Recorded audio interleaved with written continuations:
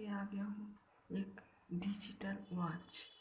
ये जो digital watch है ये मैंने 2 मंगाया है शॉपसी से। आज इसकी अनबॉक्सिंग करेंगे, तो अनबॉक्सिंग शुरू करते हैं।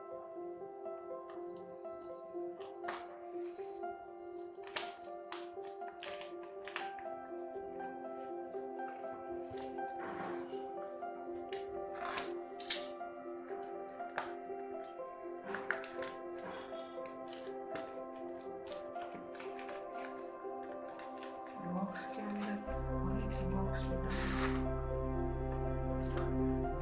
इसमें सामान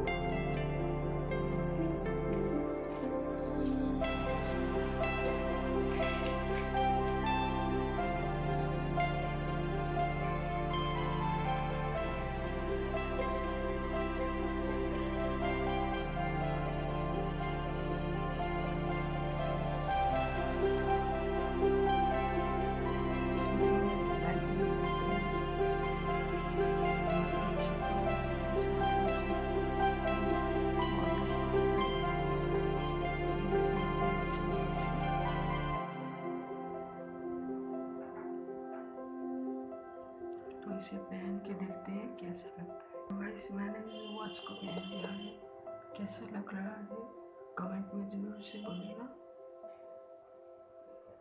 मुझे तो बहुत ही अच्छा लग रहा है। तो दूसरा वॉच को भी देखते हैं। तो मैंने इस वॉच को भी पहन लिया है।